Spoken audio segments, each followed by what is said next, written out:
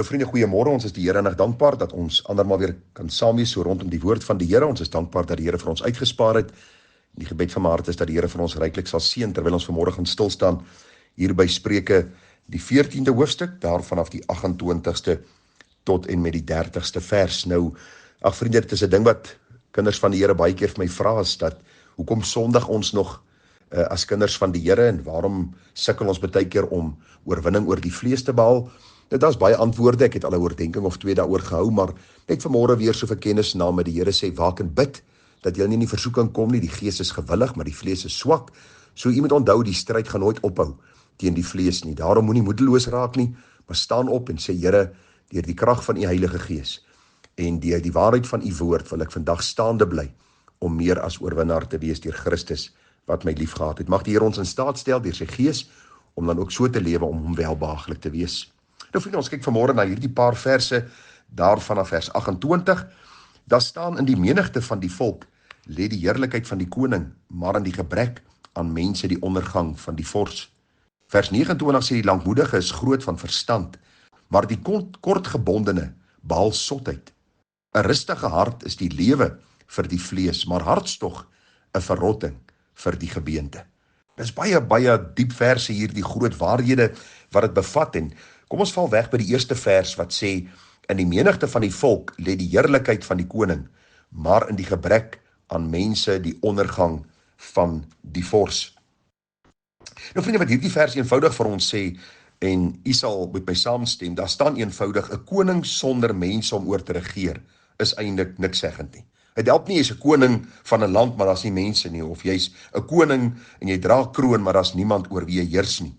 En by dit kom daar ook die armoede, want as jy mense het om oor te regeer, dan is daar inkomste, en as dit goed gaan met jou mense, gaan dit goed met die koning. En hierdie vers sê eenvoudig, dat 'n koning, vriende, is iemand wat goed moet regeer, hy moet omsien na sy mense, sodat hy ook die voordeel kan put uit dit wat in sy land gebeur. En ons kyk in ons eie land, ons nie 'n koning nie, maar ons weet ons die regering, ons beleef 'n demokrasie, wat vir my eintlik 'n onbybelse beginsel is, waar die oorgrote meerderheid wat met boosheid besig is, stem vir 'n regering wat eintlik boosheid promoveer, maar dit is 'n gesprek vir 'n ander dag.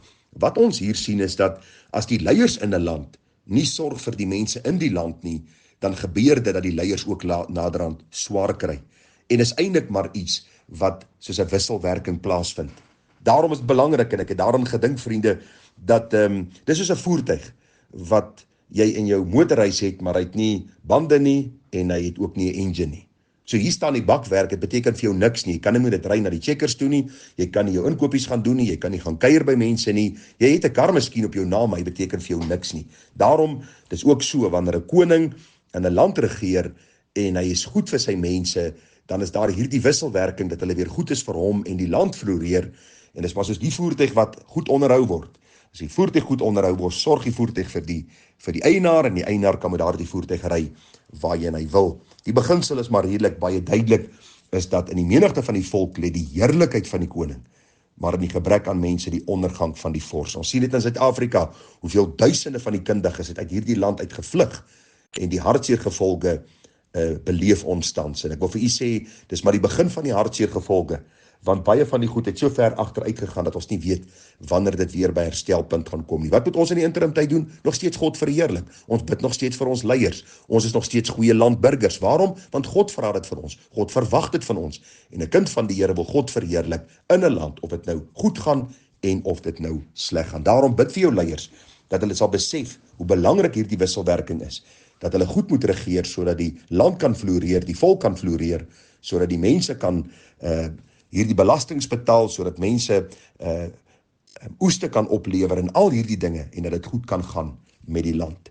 Die volgende vers, vriende, die lankmoedige is groot van verstand, maar die kortgebondene behaal sotheid. Dit is vir my so belangrik as ek hierdie verse lees, want u sien, dis die probleem met baie mense, is dat hulle kortgebonde is. Een van die vertalings sê, iemand wat nie gou kwaad word nie, is verstandig, maar iemand wat kort van draad is, wys sy eie dwaasheid. En dit is so verseker, vriende, hoeveel keer lees ons in die Koran dat iemand sy meer verloor het en uit sy kar geklim het en die ander ou geslaan het of geskiet het en hy's dood en die ou sit vandag in die tronk. Party van hulle is geleerde manne, ingenieurs en advokate en mense wat eintlik vir ons voorbeelde moet wees. Waarom?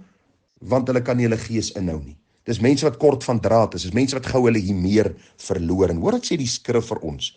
Die Bybel is baie duidelik as hy vir ons sê dat die liefde is lankmoedig, 1 Korintiërs 13 vers 4. Hierdie woordjie lankmoedig is die woordjie makrofomia in die Grieks, wat beteken dat dit vat vir my lank om kwaad te word. U ken amper die gedagte van die stoompot. Die vleis is binnekant en die vleis kook doeksag en later hoor jy die geluid dat daardie stoompot jou waarsku dat die kos gaar is. En die Bybel sê ons moet lank wees voor ons dan hierdie stoom uitblaas, voor ons hierdie gesindheid openbaar van dwaasheid, waar ons uitvaar teenoor mense en vir hulle presies sê wat ons dink. Want Galasiërs 5:22 aan die ander kant sê, die vrug van die gees is lankmoedig. 'n Kind van die Here is iemand wat lank vat om kwaad te word. En die Bybel sê vir ons, as ons dink aan die Here Jesus, en ons dink aan die apostel Paulus, en die swaar kry wat hulle beleef het, en die vervolging wat hulle beleef het, en die gesindheid wat hulle openbaar het, sê die Here vir ons in Matteus 11:28-30, kom en leer van my, want ek is sagmoedig en nederig van hart. Hierdie woordjie sagmoedig, lankmoedig, het baie ooreenkomste. Die gedagte is net om my gees onder beheer te hou. Ek moet nie gou kwaad word nie, vriende. Dan is ek verstandig, dan is ek met iemand wat verstand het, ek kan wys optree. En die Bybel sê vir ons dat iemand wat gou kwaad word, iemand wat kort van draad is soos 'n stad wat sy muur afgebreek is. In die antieke tye was die stede beskerm deur daardie dik mure, soldate wat daarop geloop het. En die Bybel sê, as ek kort van draad is, gou kwaad word, is soos 'n gat wat in die muur is van my stad, en mense breek in, en mense doen wat hulle wil, en glo my, ek het aan my eie oë gesien, wanneer ek golf speel, iemand wat nie sy gees kan inhou nie, wat kort van draad is, hoe mense om naderhand koggel en net kwaader word en meer dom dinge doen. En daarom kom ons bid die Here, Here help my, dat ek my gees kan inhou, dat ek nie kort van draad sal wees nie, want dan gaan ek dwaasheid begaan. Wanneer ek op die nasionale paaie bestuur met my motorvoertuig, dat ek die minste sal wees, sodat ek U kan verheerlik en ook so by my huis kan aankom en nie later spyt sal wees oor dinge wat ek gesê het en gedoen het en later hartseer gevolge beleef nie. Die laaste vers vir vanmôre is vers 30 wat sê, 'n rustige hart is die lewe vir die vlees, maar hartstog 'n verrotting vir die gebeente.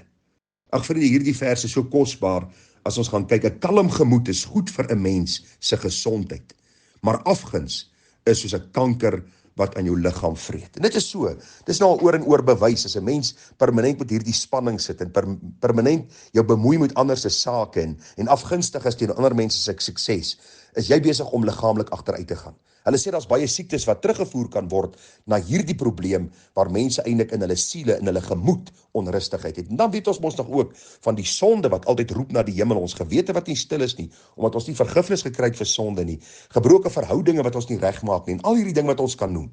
Daarom sê die Bybel, 'n rustige hart, vriende, 'n kalm gemoed, iemand wat werklik lief is vir die Here en wandel in sy waarheid en nie alles vir hulle self aantrek en nie bemoei met ander se sake en al hierdie goed nie, is mense wat die Bybel vir ons sê dat hy 'n rustige hart het. Dit is vir hom lewe, dit gee vir hom gesondheid, dit gee vir hom blydskap. Maar iemand wat afgunstig is, iemand wat altyd op ander mense, ek wil amper sê afgunstig en jaloers is en poog om hierdie mense te ondermyn, is iemand wat innerlik, maar ook later uiterlik die gevolge daarvan sal beleef. Want die Bybel sê, hartstog is 'n verrotting vir die gemeente.